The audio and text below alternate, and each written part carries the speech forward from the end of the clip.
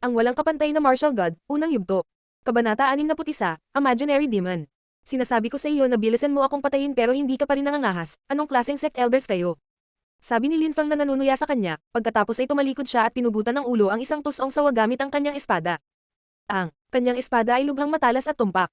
Si Linfang ay may masamang ngiti sa kanyang mukha na naging dahilan upang lalo pang mag-alinlangan si Hichong na umatake.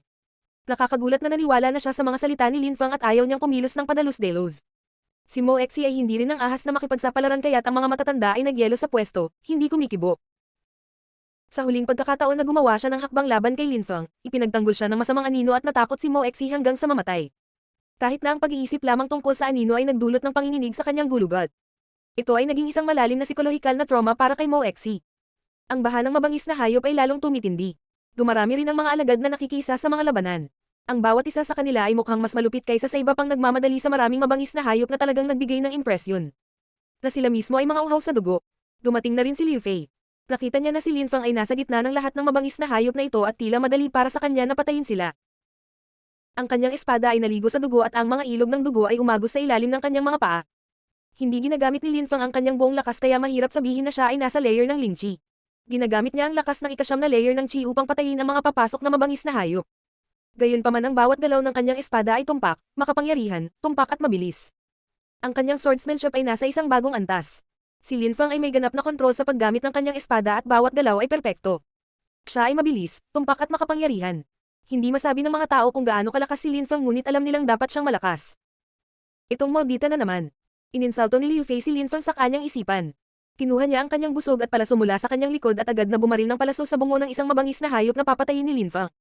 Tumingon si Linfang at nakita ang malamig na mga mata ni Liu Fei na nanlilisik sa kanya. Tinitian niya ito ng palakaibigan at hindi pinansin ang pagpatay sa mabangis na hayop. Naniniwala siyang nabayaran na ang kanilang utang. Isang galit na dagandong ang kumalat sa buong kapaligiran at umalangaw sa hangin. Ang lupa ay nagsimula ng marahas na nanginginig. Lahat ay may impresyon na ang lupa ay gumuguho sa ilalim ng kanilang mga paa. Biglang naging seryoso ang mukha ng lahat kumpara kanina. Isang napakalakas na mabangis na hayop ang paparating. Maraming tao ang nagsimulang umatras dahil sa takot sa mabangis na hayop na patungo sa kanilang direksyon. Napuno ng itim na fog ang hangin sa isang malayong lokasyon at unti-unting lumalapit. Nakita na lang ng karamihan ang fog na umuusad at ang mga puno ay nahati at nalilipad. Gaano nakakatakot, umaatres pa rin ang mga tao. Ang ganoong uri ng napakalaking kapangyarihan ay dapat na hindi bababa sa antas ng ling ng mga mababangas na hayop. Kung ang isang ordinaryong alagad ay pumunta upang subukang patayin ito, tiyak na mamamatay sila. Nang mapansin ni Linfang na may paparating na napakalakas na mabangis na hayop, nagsimula na rin siyang umatras. Hindi siya kumpiyansa na madali niyang mapapatay ang isang napakalakas na mabangis na hayop. Hanggang sa sandaling iyon, nakapatay lamang siya ng mga mabababang antas at hindi kailanman nakipag-away sa isang mabangis na hayop ng Ling level. Habang patuloy na umaatres si Linfang, biglang bumagsak ang mapang-ipang puwersa sa kanyang katawan. Ang mapang-ipang puwersang iyon ay nagpatigas sa kanyang katawan at sinimulang itulak siya pasulong at pinigilan siyang umatras. Hayop! Galit na sigaw ni Linfang na nakatingin kay Mo Exi na nasa likuran niya. Hindi na niya kailangang tanungin ang sarili kung sino ang gumagawa nito sa kanya, halatang si Elder Mo Exi lang ang nakakagawa noon, lalo na sa ganoong lakas. Wala siyang lakas ng loob na salakayin siya kaya pinigilan na lang niya itong umatras palayo sa panganib. Nagbingi-bingihan si Mo Exi sa mga pang-iinsulto ni Linfang. May masamang ngiti siya sa mukha. Ilang beses na siyang pinahiya ng walang kwentang ordinaryong disipulong iyon, tuluyan na siyang nawalan ng mukha. Ngunit mas lalo niyang naisip na mali siya sa anino na umalalay kay Linfang. Paano naging posible na ang nagtataglay ng shadow spirit na iyon ay palaging kasama ni Linfang? Tsaka kanina lang siya tumingin ng mabuti sa paligid at wala man lang nakitang anino. Napagdesisyonan niya na kung kikilos siya, ngayon na ang pinakamagandang pagkakataon. Siyempre, hindi lubos na kumbinsido si Mo Exi na ang anino ay wala sa lugar. Sa makatuwid, sinubukan lamang niyang saktan si Linfang gamit ang palihim at hindi direktang pamamaraan. Ipapapatay niya si Linfang para sa kanya. Ang napakalakas na mabangis na hayop ay gumagalaw palapit at tila may lindol sa tuwing ito ay gumagalaw. Tanging itim na fog ang nakikita ng karamihan sa hangin. Sa paligid ng itim na fog na iyon, mayroong isang malaking grupo ng napakalakas na mabangis na hayop. Ang bawat isa sa kanila ay nagpakalat ng napakalakas na tsina ang mga disipulong nakakita ay nadama ang kanilang mga puso na tumatalon mula sa kanilang mga dibdib. Patay na siya. Kusang loob na inilagay siya ni Elder Mo Exi sa ganoong sitwasyon. Siguradong baliw siya.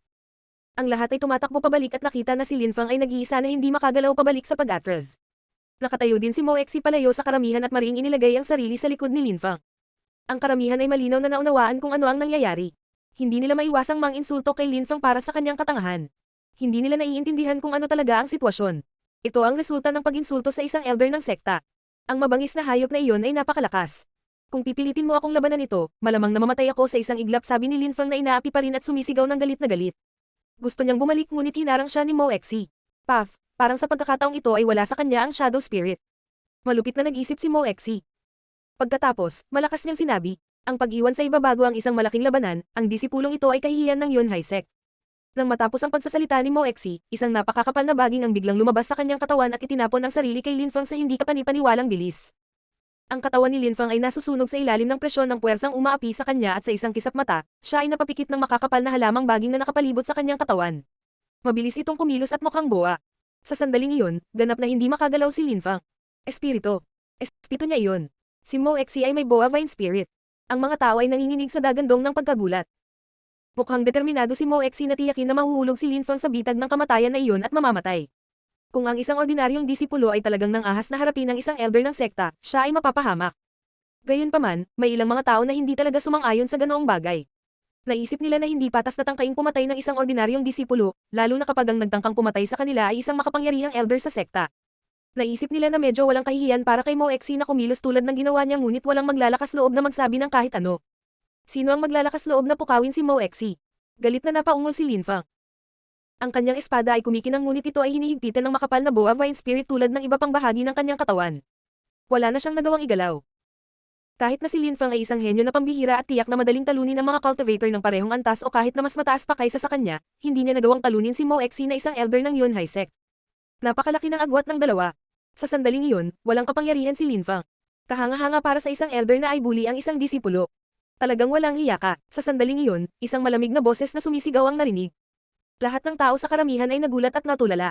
Nakakagulat, ang nagsabi niyan ay si Liu Fei. Ang magandang Liu Fei, na hinahangad napakaraming disipulo ng sekta. Sumimangot si Mo Exi at tumingin kay Liu Fei. Napaungol siya ngunit hindi rin siya nang ahas na salakayin si Liu Fei. Alam niya ang katayuan at background ni Liu Fei. Ang nakakatawa ay ang ama ni Mo Exi na si Mo Kanglan ay may parehong pangalan sa ama ni Liu Fei na si Liu Kanglan. Ngunit si Liu Kanglan ay syempre mas sikat at sikat kaysa kay Mo Kanglan. Alam ng lahat ang mga kwento ni Liu Kanglan sa Yunhai Sect. Namutla ang ama ni Mo Exi sa paghahambing. Ang bow-wielding genius, si Liu Kanglan at ang patriarch of the sect, Nan Gongling ay sobrang mayabang ngunit sikat noong sila ay bata pa. Malaki ang kanilang malasakit sa mga kapwa alagad sa sekta. Pareho silang pinakamahusay na magsasaka sa loob ng sekta, mga henyo sila. Napakalalim at tapat din ng kanilang pagkakaibigan, para silang magkapatid. Inilabas ni Liu Fei ang kanyang espiritu at hinawakan ang kanyang pilak na busog mula sa kanyang likod. Naghanda siya ng 3 palaso bilang karagdagan sa 3 palaso ng kanyang espiritu at tinutukan ng boa vine spirit. Si Liu Kanglan ay napakalakas. Nainggit si Liu Fei sa lakas at kapangyarihan ng kanyang ama. Kahit na galit siya kay Lin Fang, hindi niya kinaya ang nakikitang nangyayari sa kanyang harapan. Si Mo Exi ay isang napakaliit na personahe, walang hiya at nakakadiri. Hindi alam ni Liu Fei kung may pakinabang ang pag-ataking iyon ngunit sinubukan pa rin niya. Gaya ng dati, hindi gumagalaw ang boa vine spirit. Si Lin Fang ay mukhang naaliw sa isang segundo. Hindi niya akalain na si Liu Fei ang nakakagulat na susubukan. Siyang tulungan sa mga huling sandali ng kanyang buhay. Nagsagawa ako ng mga walang kwentang panganib. Masyado akong naging pabaya. Kasalanan ko ito. Naisip ni Lin Fang na nanlumo. Hindi niya akalain na makakaharap niya si Mo Exi at mas hindi niya inaasahan na gagawa si Mo Exi ng ganoong kasamaan at walang kahihiyang bagay. At saka, sa sandaling iyon, mas malakas si Mo Exi kaysa sa kanya kaya walang tumulong sa kanya. Si Liu Fei ay exception ngunit hindi siya sapat na malakas. Sinubukan niyang tumulong ngunit walang kabuluhan. Ang dagandong nigmabangas na hayop ay parang marahas at mabangis. Ang mga hayop sa paligid nito ay napakabilis din, ngunit mayroon pa ring napakalaking itim na fog na dapat mag-ingat. Walang makalaban dito. Nilamon ng napakalaking itim na fog ang lahat sa daan nito sa kagubatan. Ito ay napakalakas, hindi maisip na malakas. Napakalakas. Siguradong isa itong imaginary demon. Kahit level 7 lang, nararamdaman ni Mo Exi ang nakakatakot na kapangyarihan na palapit ng palapit. Ang halimaw na iyon ay nasa ikapitong antas ng Ling na nangangahulugang ito ay may lakas ng isang cultivator ng ikapitong layer ng Ling Chi. Ang lakas na iyon ay sinamahan ng natural na lakas nito bilang isang mabangis na hayop na nangangahulugang mas malakas pa siya kaysa sa isang cultivator ng ikapitong layer ng Ling Chi. Ang mga magsasaka ay kailangang magsanay upang makakuha ng pangunahing lakas samantalang ang mga hayop ay mayroon ng likas na kalakasan na idinagdag sa kanilang antas. Si Mo Exi ay pinagmamasdan si Lin Fang at umaasa na makita siyang mamatay. Mo Exi, bastard ka, sigaw ng napakalakas na boses na tila dumadagandong sa hangin. Ang taong pinanggalingan ng boses ay wala kahit saan. Agad na nagbago ang mukha ni Mo Exi nang hindi makapaniwala. Ang kanyang espiritu ng boa vine ay biglang pinakawalan si Lin Fang at nakakagulat na pumunta sa grupo ng mga mabangis na hayop. Ang walang kapantay na martial god, unang yugto. Kabanata 62, ang kakaibang metamorphosis. Pangahasta, sigaw ng napakalakas na boses na nagpayanig sa lupa. Ang labis na marahas at galit. Nagalit na sigaw na iyon ay nagpasindak sa buong pulutong. Lahat sila ay sinusubukang hulaan kung kanino. Ang boses na iyon at kung sino ang maaaring maging ganoon kalakas sa loob ng sekta. May lumilipad na crane na lumitaw sa himpapawid sa itaas pagkatapos ay naging maliwanag na liwanag. Napakabulag ng liwanag nito kaya ang liwanag mula sa araw ay tuluyang nabura. Agad na nagsimulang, umatake ang liwanag sa mga mabangis na hayop. Tila naramdaman ng mga mabangis na hayop na ito na ang taong dumating ay napakalakas.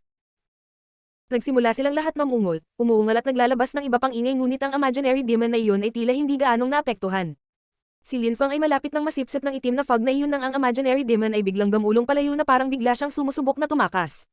Ang mga mabangis na hayop ng Ling level ay hindi lamang nakakakuha ng chi ng langit at lupa ngunit napakatalino din nila. Maaari silang makaramdam at makaramdam ng mga puwersa pati na rin ang malalakas na enerhiya. Tila ang haka-haka na demonyo ay naapektuhan ng puwersa at enerhiya na nagmumula sa crane, na naging dahilan upang gusto nitong makatakas. Ang mga pakpak ng crane ay nagsisimulang naglalabas makinang at nakasisilaw na ilaw na pilak. Agad itong lumipad sa pulutong ng mga mababanggas na hayop at biglang, isang ilog ng dugo ang tila umaagos pababa sa bundok. Ang nakakatakot na malalakas at makapangyarihang mabangis na hayop na ito ay nakakagulat na natalo ng misteryosong tao. Ang mayari ng crane spirit ay napakalakas. Imposibleng husgahan ng eksakto kung gaano siya kalakas. Matapos ang lahat ng mabangis na hayop na ito ay nawasak, ang itim na fog ng imaginary demon na iyon ay nagsimulang kumalat sa kapaligiran at naging kulay abong-abo. Si Linfang ay nawala. Imaginary demon. Tulad ng inaasahan, ang kapangyarihan nito ay hindi kapanipaniwala. Ang ilang mga tao sa karamihan ay nag-iisip habang nakatingin sa imaginary demon. Ito ay nagiging maraming, mas maliliit na imaginary demons. Wala itong totoong katawan.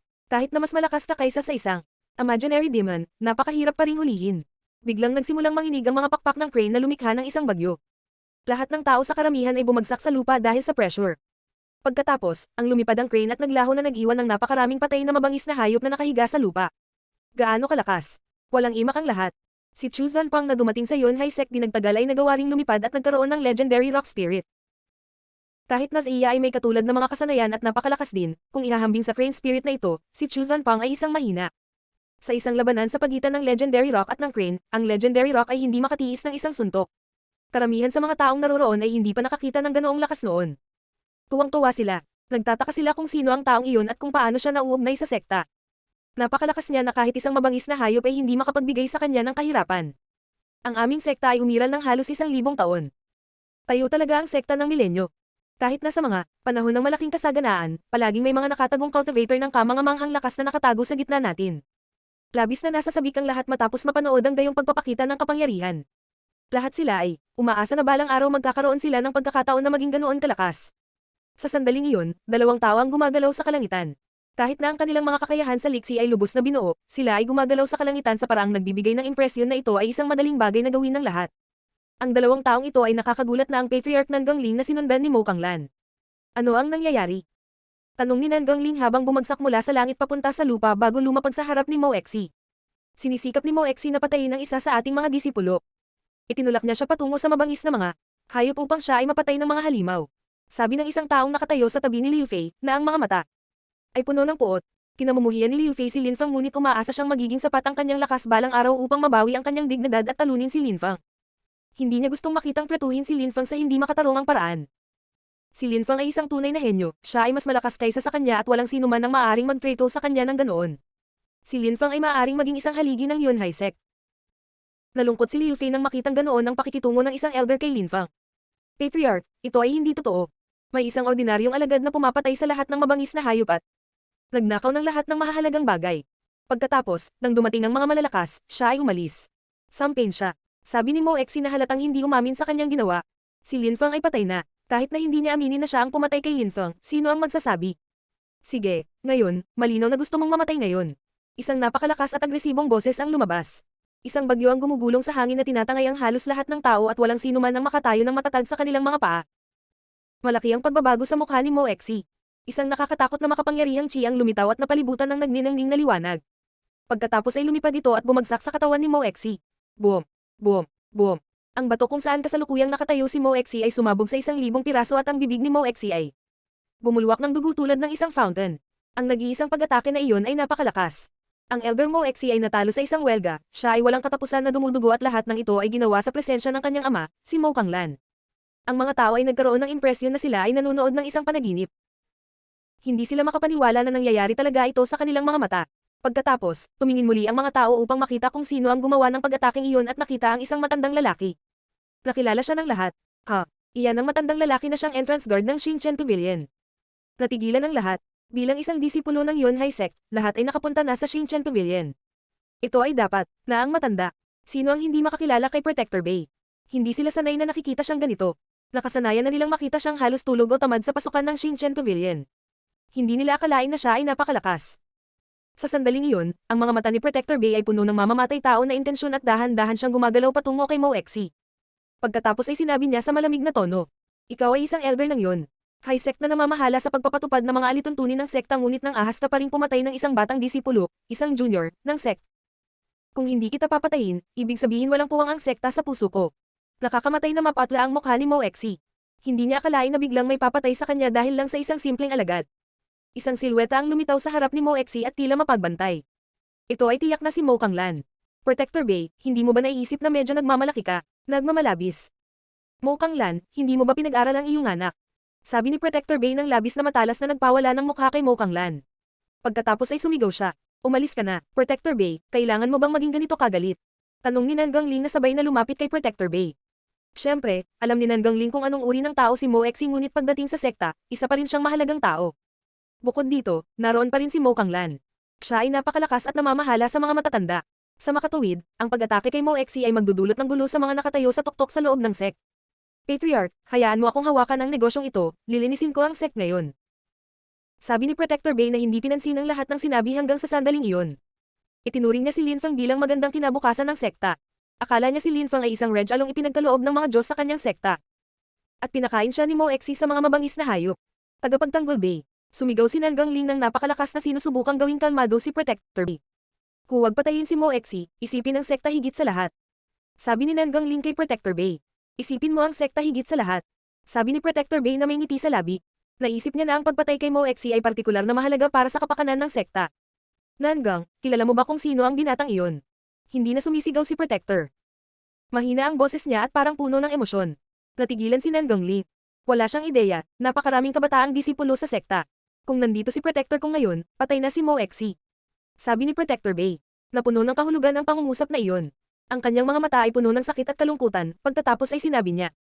Isipin mo muna ang sekta. Nangang, sa iyong buhay bilang patriarch. Hindi na tayo mabibiyayaan ng ganoong talento muli. Nang matapos siyang magsalita, muling nag-transform si Protector Bay bilang crane at biglang nawala at nag-iwan ng bagyo sa kanyang likuran. Tagapagtanggol kong, hindi makapaniwala si Nangang Ling na narinig niyang binibigkas ng matanda ang pangalang iyon.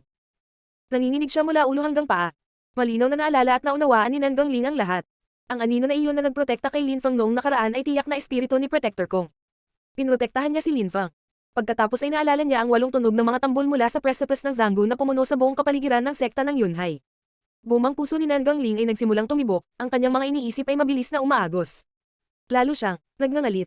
Nagsisimula siyang makita ang kanyang sarili na nalulula sa mga mamamatay na kaisipan. Mo Exi. Nararamdaman ni Mo Kanglan na gustong patayin ng patriarch ang kanyang anak at siya ay nagngangalit. Ano ang nangyari?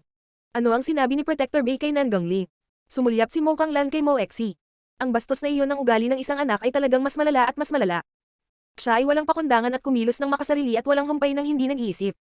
Si Lin Fang ay nababalot sa itim na fog na iyon at kaagad pagkatapos niyang dumaan sa isang mystical event. Tila ang kanyang katawan ay dinala sa universo.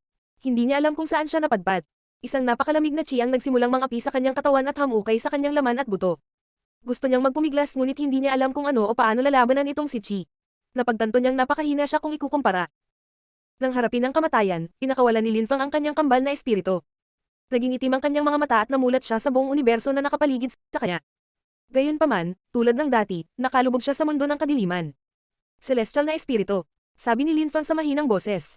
Tumitaw ang isang makinang at nagniningning na liwanag. Ito ay nakasisilaw at mystical.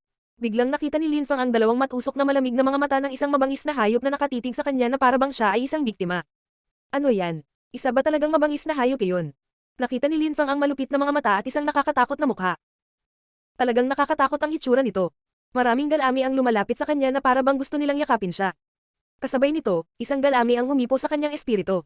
Ang kanyang kakaibang maliit na espiritu ng ahas pati na rin ang kanyang makalangit na espiritu ay nilalamon.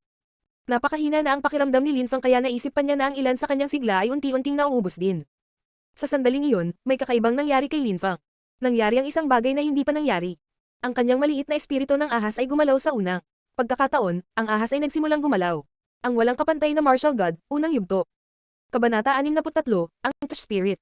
Gumagalaw ang maliit na ahas, dahan-dahan itong binuka ang bibig at biglang bumuhos ang itim na fog sa bibig nito. Nilamon ng itim na ulap. Malinaw na nararamdaman ni Lin Feng na ang kanyang espiritu ay nagbago at nagbabago pa rin. Ang maliit na ahas na iyon ay nagiging puno ng itim na fog. Ang kanyang espiritu ng ahas ay patuloy na nilamon ng itim na fog. Habang kumakain ito ng itim na fog, mas lumaki ito. Unti-unti itong lumaki at lumaki.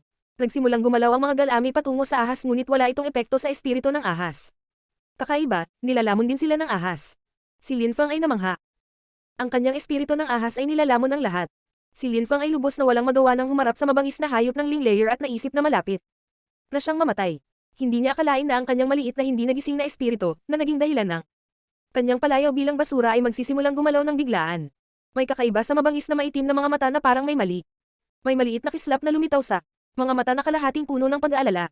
Pagkatapos ay isang pormasayon ng maitim na galami at ang itim na fog ay nagsimulang lumayo ngunit ang ahas ay tumapon sa kanila. Tao. Si Lin Feng ay lubos na natulala. Mukhang nasasabik ang kanyang espiritu ng ahas. Ibinuka nito ang malaki at mabangis na bibig. Sa loob, mayroong maraming galami at itim na fog sa proseso ng paglunok. Ito ay hindi sapat para sa kanyang espiritu ng ahas. Palaki ng palaki ang dating maliit na ahas. Mula sa paunang sukat ng 1/3 ng 1 metro, ito ay lumaki sa 1 metro ang haba. Tila ito ay isang matakon na ahas na sinusubukang ubusin ang mundo. Napaungal at umungal ang imaginary demon habang nakikipaglaban ito sa ahas ngunit ang katawan nito ay unti-unting kinakain ng espiritu ng ahas. Pinakawalan ng imaginary demon si Lin Feng at unti-unting nawala ang itim na fog. Tar. Ang ahas ay gumawa ng parehong tunog na ginawang imaginary demon. Pagkatapos ay nilamon nito, ang pinakamaraming itim na fog hanggat maaari at bumalik sa gilid ni Lin Feng. Ang espiritu ng ahas ay naging maliit na muli ngunit mas malaki pa rin kaysa dati. Pagkatapos ay gamulong ito, sa balikat ni Lin Feng at nakatulog. Nilunok nito ang haka-haka na demonyo. Dilat na dilat ang mga mata ni Lin Feng sa gulat. Ang itim na fog ng imaginary demon ay ganap na nawala ng walang bakas. Iyon ay. Tuldok, ang trash spirit. Hindi nakaimik si Lin Feng. Sa sandaling iyon, naramdaman niya ang isang napakalaking lakas na sumasalakay sa kanyang katawan at isang malakas na ingay ang umalangaw sa kanyang utak. Pakiramdam niya ay lumabo ang kanyang paningin at siya ay bumagsak na tuluyang nawalan ng malay. Hindi alam ni Lin Feng kung ilang oras na ang lumipas nang siya ay nagkamalay. Nang imulat niya ang kanyang mga mata, nasa isang kuwebo siya. Kamukha ito ng isang mabangis na hayop. Boom! Biglang parang dinudurog ang katawan ni Lin Feng na ikinasindak niya. Napuno ng gulat ang mukha niya at nakaramdam siya ng sakit na hindi maipaliwanag. Bumibilis ang tibok ng puso niya. Ang kanyang madilim na espiritu ay lumitaw kasama ang kanyang celestial na espiritu at biglang, ang kanyang isip ay nagsimulang maging malinaw at hindi nababagabag. Ang kanyang celestial spirit ay lumulutang din sa harap ng kanyang mga mata sa anyo ng isang libro. Kaagad pagkatapos, lumitaw din ang maliit na espiritu ng ahas. Ito ay halos 1 metro ang haba. Lalong naging solid at matigas ang katawan nito. Gaya ng dati, maliit pa rin ito at parang tulog na nakakulot sa balikat ni Lin Feng. Mukhang malaki ang pagmamahal nito kay Lin Feng. Sa isang sulyap ay parang sobrang close sila at mukhang may malalim na koneksyon.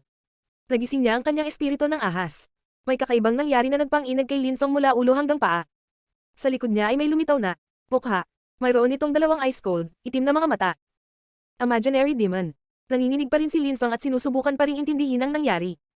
Paano ito naging posible? Sa sandaling siya ay nilamon ng imaginary demon, ang kanyang espiritu ng ahas ay biglang lumitaw. Isang ikatlong espiritu. Marami ang espiritu. Isa siyang tunay na henyo. Siya ay tunay na regalo mula sa mga Diyos. Sa kontinente, halos walang nakaranas ng ganoong bagay. Sa 1,000,000 tao, marahil ay isa ang nagkataong may 2 espiritu. Nakapagtataka, mayroon pang ang 3 si Lin Feng. Siya ba ay isang supernatural na pag-iral? Diyos. 3 espiritu. Magagawa niyang takutin ang lahat sa pagbanggit lamang nito. Tatakutan niya ang kanyang mga kaaway hanggang sa mamatay. May walang tigil na malagatas na puting liwanag na umiikot sa loob at labas ng kanyang katawan. Tila ito ang makapangyarihang chi mula sa langit at lupa. Nakapalibot ito sa kanya at umiikot sa kanyang katawan. Kakatapos ko lang ba sa pangalawang layer ng Ling Chi? Ang utak ni Lin Feng ay kahit papaano ay nag-short circuit sa pagkabigla sa lahat ng mga pangyayaring ito. Kahit na, nailabas na niya ang kanyang espiritu at nagawa pa ring manatiling kalmado sa isang tiyak na lawak, mahirap na hindi matuwa kung isasaalang-alang ang mga pangyayari at ang nakakatakot na kapangyarihan ng mga bagay na nangyayari sa loob ng kanyang katawan. Ginagamit ni Lin Feng ang lahat ng kanyang pag-iisip upang subukan at maunawaan ang lahat ng mga bagay na nangyari. Mukhang kayang lunukan ng maliit na ahas na iyon ng mabangis na hayop at binibigyang daan ako na gamitin sila at ang kanilang kapangyarihan. Mukhang na-absorb din ito ang mga ito sa sarili nito at ginagamit ang mga ito para madagdagan ang lakas ko. Si Lin Feng ay hinuhulaan lamang kung ano ang nangyayari ngunit isang ngiti ang lumitaw sa gilid ng kanyang bibig. Trash spirit. Pinagtawanan siya ng mga tao dahil akala nila ay walang silbi ang kanyang espiritu ngunit talagang napakalakas nito. Kung alam ng lahat ng taong patuloy na tumatawa sa kanya, nang-aapi sa kanya at tinawag siyang basura dahil sa espiritu, na mayroon siyang napakalakas na kakayahan na ipinagkaloob mula sa kanyang espiritong ahas, ano kaya ang magiging reaksyon nila?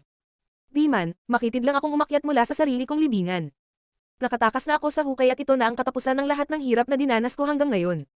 Naalala ni Linfang ang kanyang espiritu pabalik sa kanyang katawan. Kumangala siya sa langit at nagbitaw ng mahabang iyak. Hindi niya alam kung nasaan siya ng mga sandaling iyon. Maaari lamang niyang suriin ang sitwasyon kung isasaalang-alang ang lahat ng kanyang mga nakaraang karanasan at kaalaman. Celestial Fangs. Ang mga pangil na ito ay maaaring lumamon ng kahit ano. Magandang pangalan iyon. Bulong ni Linfang. Iyon ang pinakamagandang pangalan na maiisip ni Linfang para tukuyin ang kanyang espiritu, ang maliit na ahas na iyon. Celestial Fangs. Mo Exi. Kung hindi kita papatayin, ipinapangako ko, gagawin kong hindi sulit ang buhay mo o hindi Linfang ang pangalan ko. Tumayo si Linfang at ang kanyang mga mata ay napuno ng hindi kapani-paniwalang layunin ng pagpatay. Huminga ng malalim si Linfang at habang ginagawa niya, ang hangin sa kanyang lalamunan ay lasa ng marumi. Parang mabangis na hayop ang lasa. Tumingin ng mabuti si Linfang sa kanyang paligid at tila siya ay nasa kuweba ng isang mabangis na hayop na nagparamdam. Sa kanya ng labis na hindi komportable at kaba. Mabilis na lumipat si Linfang sa labas ng kuweba. Sa labas ay isang malaking kagubatan. Nadurog ang mga puno nito. Tila ang mga puno nito ay dinurog Jimga mababangas na hayop na Yoraka ng lugar. Napuno pa rin ng hangin ng amoy ng mabangis na hayop. Nararamdaman pa niya ang pagyanig ng lupa sa ilalim ng kanyang mga paa minsan. Naririnig niya ang mga dagandong at bulungan ng mga ito sa di kalayuan. Parang hindi tumitigil ang baha ng mabangis na hayop.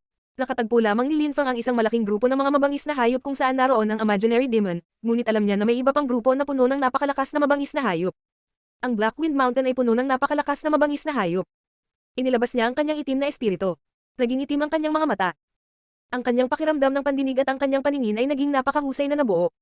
Nakikita at nararamdaman niya ang lahat ng nasa paligid niya. Mabilis ding pinoproseso ng kanyang utak ang lahat ng data na natanggap nito. Para bang nararamdaman at naiintindihan niya ang buong paligid, na para bang nakatingin siya sa isang mapa ng diskarte. Kasabay nito, ang malakas na chi ng mga mabangis na hayop ay umiikot sa mga paa ni Linfang sa lupa. Sinimulan na nitong balutin ang katawan ni Linfang hanggang sa tuluyan na itong matakpen. Pumasok si Linfang sa isang transcendent na estado ng pag-iisip. Nakabalot sa loob ng chi na iyon, naging imposibleng makita si Linfang mula sa labas. Ang imaginary demon ang nagbigay kay Linfang ng kapangyarihan nito. Ang imaginary demon na iyon ay napakalakas at ang impresyon nito ay pinahusay. Ito ang dahilan kung bakit imposibleng makita ang totoong katawan ng imaginary demons. Isa lamang itong napakalaking itim na fog sa abot ng nakikita ng sinuman. Si Linfang, salamat sa kanyang espiritong lumalamon sa imaginary demon, ngayon ay mayroon na ring kakayahan. Ang kakayahan ng imaginary demon ay nakatatak sa isipan ni Linfang at maaaring magamit ng natural. Sa Blackwind Mountain, mayroong hindi kapani-paniwalang dami ng mabangis na hayop. Hindi lamang sila nasa isang lugar kundi nasa lahat ng dako sa teritoryo. Dahil ang ilang mabangis na hayop ay napakalakas, kailangang maging maingat si Linfang. Maaari niyang gamitin ang kanyang chi para magpanggap na siya ay isang mabangis na hayop dahil sa kanyang bagong kakayahan. Ang mga mababangas na hayop na ito ay tumatakbo ng baliw saan man sa Blackwind Mountain. Habang dumarami ng husto ang mga mabangis na hayop, tumatakbo sila patungo sa labas na parang sinusubukang sakupin ang bagong teritoryo. Sa sandaling iyon, ang chi na nakapalibot kay Linfang ay tila isang mabangis na hayop. Nagsimulang maglakad si Linfang. Ilang maliliit at mahihinang mabangis na hayop ang dumaan kay Linfang. Nakapagtataka, lahat ng maliliit na mabangis na hayop na ito ay naglalabas ng maliliit at nakatutuwang tunog na nagpapahiwatig na sila ay isinusuko ang kanilang mga sarili sa kanya. Ang mundo ng mga mabangis na hayop ay mas magaspang kaysa sa mundo ng mga magsasaka. Ito ay pinasyahan ng botes ng gubat. Ang mahina ay magiging pagkain ng malakas. Maging ang ilang mabangis na hayop sa antas ng Ling ay tumatakas nang maramdaman nila ang presensya ni Linfang. Ang mga matatanda na mabangis na hayop ng Ling level ay hindi bababa sa level 5 na medyo nakakatakot. Gayunpaman, hindi maikukumpara ng mga ordinaryong mabangis na hayop sa antas ng Ling ang kanilang sarili sa imaginary demon. Ang lalim ng Blackwind Mountain ay talagang nakakatakot.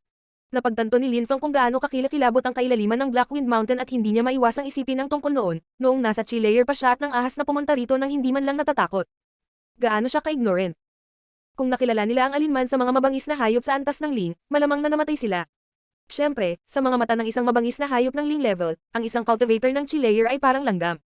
Marahil ang mga mabangis na hayop na ito ay hindi man lang titingin sa kanila tulad ng pagtingin ni Linfang sa mga ordinaryong mababang antas ng mababangas na hayop. Ito ay isang magandang pagkakataon, bakit hindi ako manghuli at pumatay ng mga mabangis na hayop upang kumuha ng mahahalagang bagay. Si Linfang ay nagsimulang maging parehong kinakabahan at nasa sabik. Ang mga mababangas na hayop sa antas ng Ling ay hindi katulad ng mga ordinaryong hayop. Maa-absorb nila ang chi ng lupa at ang mga mahahalagang bagay na makukuha niyan mula sa kanila ay lubhang mahalaga. Kung ibibigay niya ang mga bagay na ito sa mga elder sa loob ng sekta upang ipagpalit, maaari silang gumawa ng malalim na mga table task o armas para sa layer ng Lingchi. Bukod pa rito, ang ilan sa mga enerhiya na hinihigop ng mga mabangis na hayop na ito ay lubhang kapakipakinabang din sa pagpaparami ng paglilinang ng isang tao. Maaaring pagalingin ng good profound healing pilang mga pinsala, kabilang ang mga belang buto. Sinabi pa na may ilang mga table task na maaaring bumuhay ng mga patay. Ang mabubuting sandata ay maaaring makatulong ng malaki sa pag-atake at depensa ng isang tao sa labanan. Ang lahat ng mga bagay na ito ay maaaring makuha at bilhin kapalit ng mga mahahalagang bagay na nakuhang muli mula sa mga mabangis na hayop na ito. Ito ang dahilan kung bakit napakaraming tao ang nakipagsapalaran upang maglakbay dito at pumatay. Ng mga mababangas na hayop. Nais nilang makakuha ng mamahaling mga bagay upang ikalakal. Naramdaman ni Lin Fang na siya ay napirap. Bukod sa malambot na espada, na ibinigay sa kanya ni Protector Bay at sa mga profound healing pill na ibinigay sa kanya ni Protector Kung, wala talaga siyang halaga. Talagang hindi siya naglaan ng oras upang isaalang-alang ang kanyang kayamanan at kagamitan. Ang walang kapantay na Martial God, unang yugto. Kabanata 64, Deadly Sword. May mga taong may mataas na katayuan sa lipunan at hindi kailangang mag-alala para sa pera. Posible rin na gumamit ng ilang malalim na table task upang mapataas ang lakas ng isang tao at umakyat sa hierarchy. Maaari akong gumamit ng malalim na mga table task at makipagpalitan ng mas mahusay na mga sandata upang madagdagan ang aking lakas. Sa ganang akin, wala akong maimpluwensyang background at maaari lamang akong umasa sa sarili kong lakas. Isip ni Lin Fang. Ang kanyang kinabukasan sa landas ng paglilinang ay masyadong mahalaga sa kanya. Marami siyang mga pangako sa buhay na ito. Kung nais ni Lin Fang na magtagumpay, kailangan niyang maglagay ng higit na pagsisikap kaysa sinuman. Hindi lang pagsisikap ang kailangan niya, kailangan din ng swerte. Kailangan din niya ng mga taong sumusuporta sa kanya kung gusto niyang umasenso ng mabilis. Parang ang buhay ay magiging puno ng hirap. Sa buhay magkakaroon ng malaking kawalan ng katarungan, hindi lahat at lahat ay maaaring maging bahagyang at patas. Gayunpaman, sa isang taong naglagay ng mas maraming trabaho kaysa sa iba, sa kalaunan ay magpapakita ito ng mga gantimpala at sa kalaunan ay gawing mas madali ang buhay. Kung ang iyong mga likas na kakayahan ay masyadong mababa, ang pagsusumikap na kasama ng tiyaga at lakas ng loob, ay maaaring sapat na upang mamuhay ng isang marangya at komportableng buhay. Gayunpaman, hindi lang mababa ang likas na kakayahan ni Lin Fang, isa siyang hindi kapanipaniwalang henyo na may nakatagong potensyal na nakatago sa loob ng kanyang katawan. Dahil ito ang nangyari, paanong hindi siya magkakaroon ng malaking kapangyarihan at kayamanan upang balang araw ay mamuhay ng komportable. Habang iniisip ang lahat ng mga bagay na ito, nagsimulang kumilos si Lin Fang. Hindi nagtagal, nakatagpo siya ng isang kasuklam-suklam na rhinocero na kumakain ng isang maliit na mabangis na hayop. May dugo sa lahat ng dako sa lupa at ang buong eksena ay pininturahan ng pula ng dugo. Ito ay isang malagim na eksena. Ang mabangis na hayop na si China na nakapaligid sa kanyang katawan ay naglaho at si Lin Fang ay nagsimulang maglakad ng dahan-dahan at maingat patungo sa pinangyarihan. Para bang nalaman nitong may papalapit sa kanya, lumingon ang kasuklam-suklam na rhinoceros. Ang uhaw sa dugo nitong mga mata ay nakatitig kay Lin Fang. Mukha itong brutal, mabangis at uhaw sa dugo. Ang mga pupil nito ay malalaki at madilim habang ang mga tingin nito ay tumusok sa Lin Fang. Nakakagulat na mayroong isang tao sa mundo na hanggal at ng ahas na humakbang sa loob ng teritoryo nito. Ang kasuklam-suklam rhinoceros ay likas na malakas, malupit at uhaw sa dugo. Kapag ito ay umabot na sa adulthood, ito ay isang first class na ling level na mabangis na hayop. Maaaring umabot sa 2 metro ang haba at 1 metro ang taas. Ito ay isang higanti ngunit matibay na mabangis na hayop. Ang kasuklam-suklam na rhinoceros na iyon ay mukhang kakarating lang sa pagtanda. Kaya ito ay isang unang ranggo na antas ng ling na mabangis na hayop. Ang kasuklam-suklam na rhinoceros ay mabilis. Ang sungay nito ay napakatalas. Ngunit ang lakas nito ay nasa likas nitong kakayahan sa pagtatanggol. Ang isang ordinaryong cultivator na nasa unang layer ng Lingchi ay hinding-hindi ito matatalo. Sinusubukan ni Lin Fang na alalahanin ang lahat ng katangian ng isang kasuklam-suklam na rhinoceros. Imposibleng madaling masira ang depensa nito. Tanging sa sapat na bilis at isang tumpak na hampas ay makakaasa ang isang magsasaka na talunin ng mabangis na hayop na ito, kung hindi man ang pakikipaglaban dito ay haantong sa kanilang kamatayan. Sa sandaling iyon, ang kasuklam-suklam na rhinoceros ay tumatak sa lupa. Isang butas ang lumitaw sa ilalim ng mga paa nito. Naghahanda na itong mag-charge forward anumang oras. Si Lin Fang ay hindi kapanipaniwalang nakakarelax habang pinagmamasdan niya ang sitwasyon. Isang malakas na espada na si Chi ang pinakawalan sa kanyang katawan at nagsimulang punan ang kapaligiran. Bago pa man masimulan ng mabangis na hayop ang pag-charge nito, itinapon na ni Lin Fang ang sarili palapit dito. Kasunod ng bawat hakbang ni Lin Fang, ang sword Chi na kanyang pinakawalan ay tumaas at lumakas. Makalipas, ang ilang hakbang, napuno ng sipulahin. Ang buhok na nakatikip sa katawan ng kasuklam-suklam na rhinocero ay tumindig at bigla itong umungol ng malakas at umatras. Ang mga mababangas na hayop sa antas ng ling ay napakatalino at may mga advanced na instinct. Naramdaman nito ang napakalakas na puwersa ng espada na nakatago at alam na ang taong nasa harap niya ay lubhang mapanganib na labanan. Triksi ng balahibo ng moonlight. Hindi ito makatakas ni Lin Fang. Tumakbo siya sa hangin ng buong bilis at ang kanyang espada ay kumikinang na may nagninangning na liwanag. Isang strike, isang buhay. Ang puwersa ng espada ay ganap na napuno ang kapaligiran. Isang puting liwanag ang ibinubuga mula sa dulo ng espada. Ang tumatakbong abominable rhinoceros ay may hiwa na lumitaw sa katawan nito ngunit patuloy itong tumakbo. Pasulong. Umaagos ang dugo sa katawan nito at nag-iwan ng mahabang makapal na pagsubok ng dugo sa likod nito habang tumatakbo ito. Ito ay malubhang nasugatan at nawawalan ng maraming dugo. Ang ilang makamandag na chi ay nagsimulang umagos palabas mula sa katawan ng mga rhinoceros. Itinusok ni Lin Feng ang kanyang espada sa chi at sa isang iglap ay nawala ang chi. Patay na ang kasuklam-suklam na rhinoceros. Ang mga mababanggas na hayop ay lubhang sensitibo sa dugo. Sa Blackwind Mountain, napakaraming napakalakas na mabangis na hayop. Sa makatuwid, kakailanganin ni Lin Feng na mabilis na patayin ang kasuklam-suklam na rhinoceros at pagkatapos ay aalis, kung hindi, ang dugo ay makakaakit ng napakaraming mabangis na hayop na maaakit ng dugo. Lubhang nasiyahan si Lin Feng sa kanyang kakayahan sa espada at sa kapangyarihang inilalabas sa bawat hampas. Kahit na ang kasuklam-suklam na rhinoceros ay napakalakas at ang katawan nito ay matigas, ang katawan nito ay nakaranas ng nakamamatay na pinsala mula sa isang hampas ng espada ni Lin Feng. Habang patuloy na gumagalaw si Lin Feng sa bundok, pinatay ni Lin Feng ang isa pang ling level na mabangis na hayop ngunit sa pagkakataong ito ay hindi ang abominable rhinoceros kundi isang earth-shaking bear. Gaya ng dati, pinatay ito ni Lin Feng sa isang welga. Pagkalipas ng 2 araw, sa labas ng Blackwind Mountain, lumitaw ang isang binata at lahat ng kanyang damit ay punit-punit at madumi, siya ay marumi mula ulo hanggang paa. May dalang especially ada sa kanyang kamay at sa harapan niya, may isang napakalaking ahas. Ang ahas na iyon ay halos 20 metro ang haba. Ang napakakapal nitong katawan ay dumulas sa lupa patungo sa binata. 5 metro ang taas ng ulo nito sa hangin. Ito ay mukhang kahindak-hindak at mabangis. Mukhang handa na itong hamampas anumang oras. Ang dambuhalang mata nito ay berde at puno ng nakamamatay na liwanag. Walang tigil ang pag-spray ng lason at dugo mula sa bibig nito. Ang pangalawang antas na mabangis na hayop na ling ay hindi kapani-paniwalang mahirap harapin gaya ng inaasahan. Ang mga damit ni Lin Feng ay may malaking butas kung saan makikita ang kanyang balat kung saan siya tinamaan, siya ay nabugbog at ang lugar ay naging dark purple. Si Lin Feng ay pagod na sa laban na ito. Si Lin Feng ay nasugatan sa pakikipaglaban sa Python of Darkness na iyon. Sa loob ng 2 araw na ito, nakapatay si Lin Feng ng humigit kumulang 100 mabangis na hayop, lahat ay nasa ling level. Nakapatay din siya ng ilang second level na mabangis na hayop na ling ngunit ito ang unang pagkakataon na nakatagpo siya ng ganoon kalakas at mapanganib na mabangis na hayop. Ang napakalaking dila nito ay kumikislap sa hangin habang patuloy ito sa pagsirit. Ang ahas ay naglalabas ng lason at si Lin Feng ay kailangang patuloy na iwasan ang lason mula sa ahas. Ngunit sa sandaling iyon, nahulog ang malaking Python of Darkness at bumagsak ang ulo nito sa lupa. Ito ay dahil ang buntot nito ay nasira at naipit ng isang puno na nahulog dito. Hindi ito naiwasan ng ahas. Biglang, isang malakas na bug zone ng pakpakang napuno ng hangin. Kung walang magandang agility technique si Lin Feng, napatay na sana siya. Ang pangalawang antas na ling Python ng kadiliman ay hindi kapani-paniwalang malakas at makapangyarihan.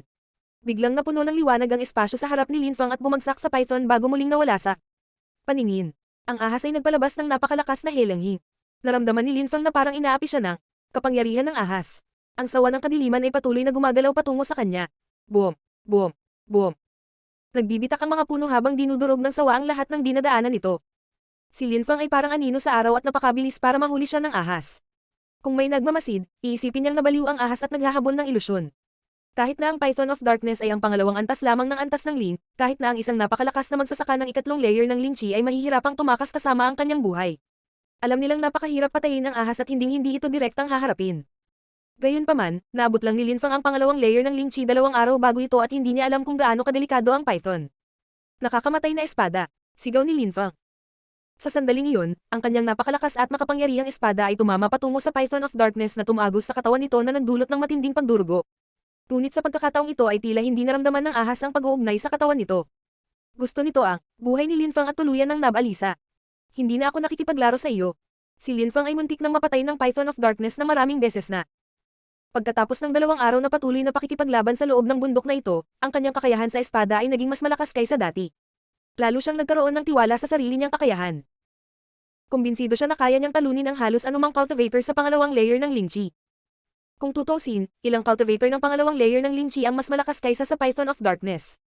Inilabas ni Lin Feng ang unang layer ng kanyang celestial spirit. Naging itim ang kanyang mga mata at napapaligiran siya ng mundo ng kadiliman. Walang makatakas sa kanyang paningin, nakikita at nararamdaman niya ang lahat. Kahit na ang ahas ay napakabilis, ang pag-atake nito ay tila mabagal sa Lin Feng na nakatayo ngayon sa harapan nito. Akmang aatake ang ahas mula sa gilid. Mahigpit na hawak ni Lin Feng ang kanyang malambot na espada, na nagbuga ng malamig na ilaw. Isang nakamamatay na espada na si Chi ang lumabas sa katawan ni Lin Feng. Tila kayang sirain ang anumang mahawakan nito. Itinaas ni Lin Feng ang kanianggulo.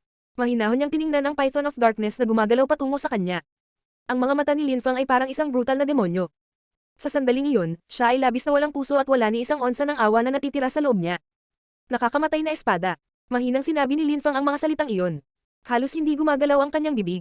Hinawakan niya ang kanyang mahabang espada na naglalabas ng malakas na chi pati na rin ang kakaibang gray na chi. Isa itong nakamamatay na chi. Sas. Sas. Ang napakalakas na kulay abong chi ay kumilos ng napakabilis at sinamahan ng isang mahaba at masakit na tili. Ang hampas na iyon ay malinis na naputol ang ahas sa dalawang hati. Isang ulap ng alikabok ang tumaas sa hangin at ang ahas ay tumama sa lupa.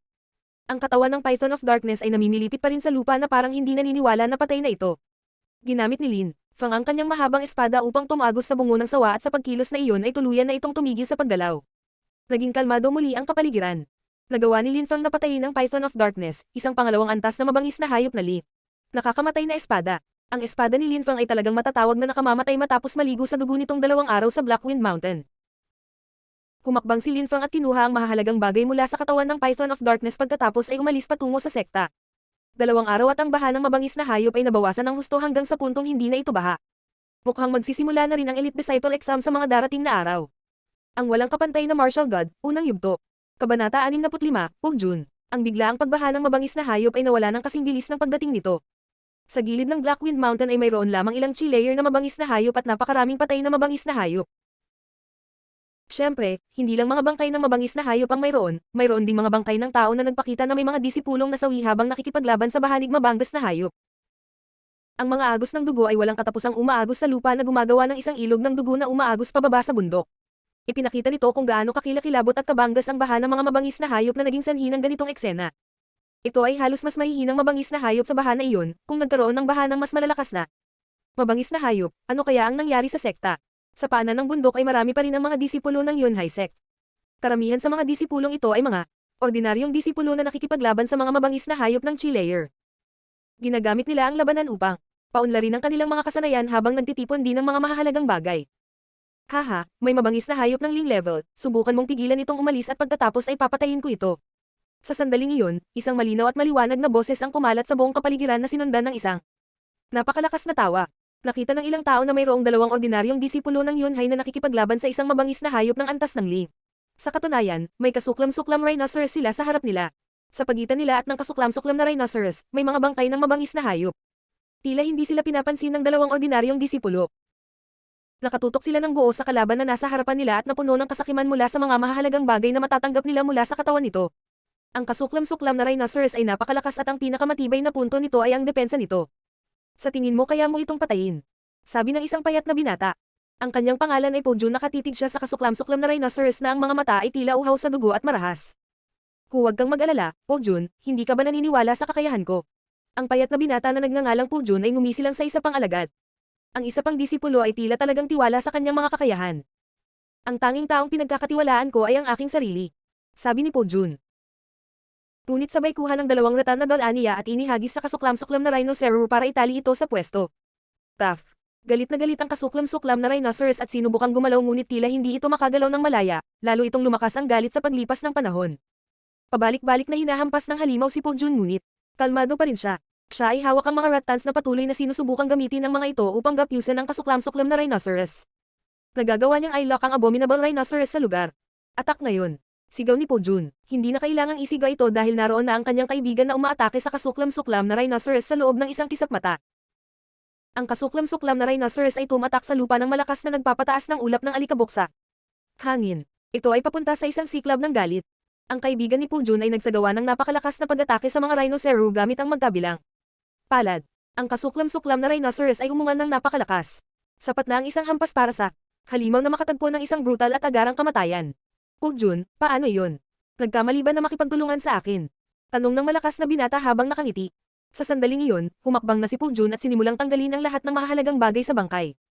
Kapag nakalusot ka sa layer ng Ling Chi, ibang level talaga. Ang iyong espiritu ay nagbibigay ng sapat na lakas upang harapin ang ilang mga kalaban. Isip ni Lin Fang na nakakita na si Jun ay gumamit ng ratan. Malinaw, iyon ang kanyang espiritu.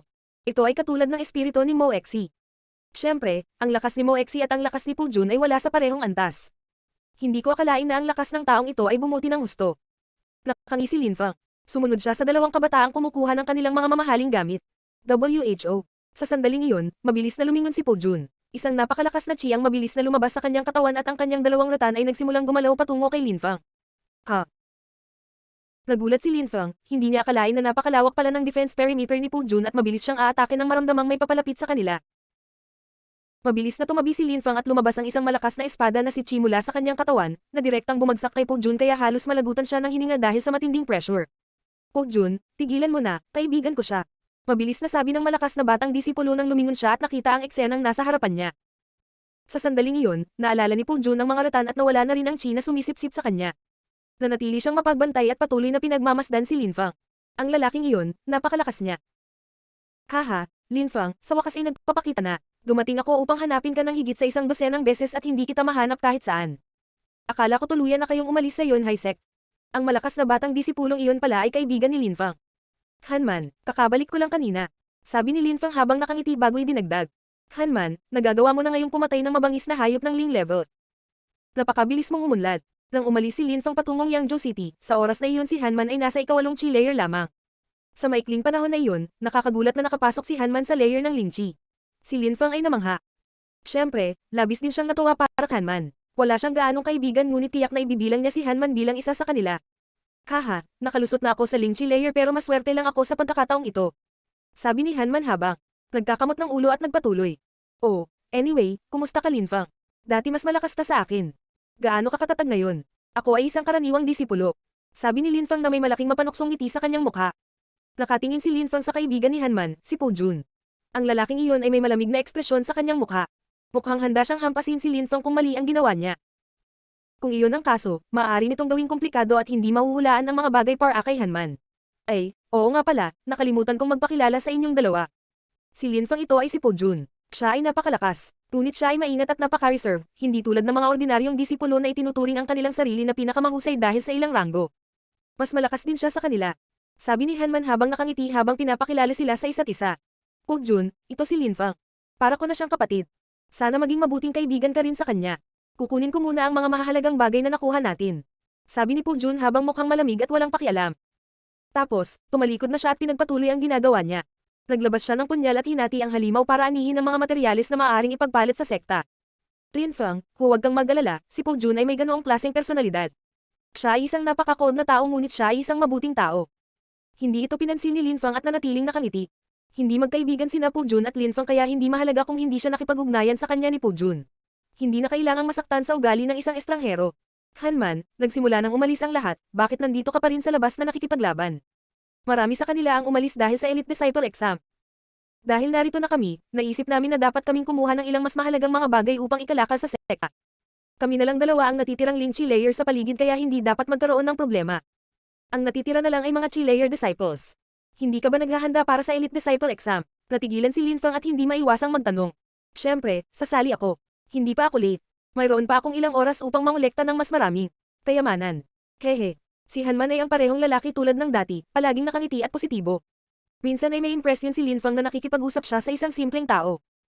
Ngunit kahit papaano ang mga ganitong uri ng tao ay tapat at totoo sa kanilang sarili. Hindi sila ang uri ng mga tao na may masamang intensyon sa kanilang mga puso at madali silang pakisamahan. Pu Jun, ayos lang, walang halaga sa lugar at duda ako na may namiss tayo. Sabi ni Hanman habang nakatingin kay Pu Jun. Sige, alis na tayo. Sabi ni Pu Jun habang tumatango. Kinuha niya ang bag na puno ng mga mamahaling gamit at tumayo. Lin Feng, umalis ka na rin. Sabay na tayong bumalik. Sabi ni Hanman kay Lin Feng at pagkatapos ay nagtanong. Lin Feng, halika, sabihin mo sa akin, gaano ka nakalakas ngayon? Nag-isip sandali si Lin Feng at saka umiling. Hindi niya talaga natukoy ng malinaw ang sarili niyang lakas. Marahil ay kinailangan niyang lumaban sa isang taong nasa ikatlong layer ng Ling Chi upang tama na husgahan ang kanyang kasalukuyang antas ng lakas. Talagang natutuwa kang maging misteryoso. At inilihim sa akin ang napakaraming bagay. Makakaya mo ba ang isang kasuklam-suklam na rhinoceros o hindi? Tanong ni Hanman na ang pag-usisa ay naging hindi mabata. Kailangan niyang malaman. Kakayanin ng isang kasuklam-suklam na rhinoceros ng mag-isa. Isip ni Pu Jun nang marinig niya ang tanong na iyon ni Hanman. Ang lakas ni Lin Feng ay tiyak na nasa layer ng Ling Chi. Ilang sandali ang nakalipas, ang chi mula sa espada ni Lin Feng ay halos masuffocate siya at lumikha ng napakalaking pressure sa kanyang katawan. Si Pu Jun ay malamang na natalo ni Lin Feng sa isang iglap kung sila ay lumaban at sigurado si Pu Jun na hindi man lang niya gagamitin ang kanyang buong lakas. Hindi masusukat ni Pu Jun kung gaano kalakas ang binatang ito. Kahit na ang kasuklam-suklam na rhinoceros ay may napakataas na kakayahan sa pagtatanggol, walang problema si Lin Feng na pumatay ng isa gamit ang kanyang espada. Dapat kaya kong hawakan ito. Sabi ni Lin Feng habang hinahawakan ang kanyang ilong. Pakikitungo sa isang kasuklam-suklam na rhinoceros. Isang hit lang ang kailangan niya para makaharap ang isang nakamamatay na suntok sa isa noon, ngunit kahit noon pa man ay hindi nito kailangan na gamitin niya ang kanyang buong lakas. Kehe, halatang nakalusot ka sa layer ng Lingchi. Sa pagkakataong ito, malamang na makapasa kaming tatlo sa Elite Disciple exam at lahat ay magiging Elite Disciples. Pagkatapos nito, magagawa na nating magtrabaho ng husto at maging mga haligi ng Yunhai Sect. Masayang sabi ni Hanman na may malaking ngiti sa kanyang mukha. Tatlong disipolo ng Lingchi layer, malamang na makakamit nila ang magagandang bagay kung sila ay magtutulungan. Magtrabaho ng husto para sa sekta. Kaninong desisyon yan? Walang taktikang tanong ni Po Jun. Naisip niya na talagang walang muwang si Hanman. Dapat nating hayaan si Lin Feng na magdesisyon. Siya ay isang totoong genius at mas malaki ang potential niya kaysa sa akin. Kahit na mas mahina siya sa akin ngayon, malamang malalampasan niya ang kapangyarihan ko mamaya. Palagi siyang nandyan para protektahan ang mahihina. Iniligtas niya ang buhay ko. Kahit anong sabihin niya, papakinggan ko siya. Sabi ni Hanman na parang napakasimpleng isip. Paano naman ako? Tanong ni Po Jun. Ikaw at ako ay napakalakas ngunit dahil nakikinig ako kay Lin Feng, halatang makinig ka rin kay Lin Feng.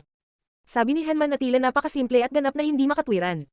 Si Lin Feng ay hindi nakaimik at nakatingin sa kanya habang natulala. Napakawalang muwang ng lalaking iyon at napakasimple ng kanyang iniisip. Hinding-hindi makukumbansi si Po Jun sa mga walang muwang na pahayag. Sino ang gusto?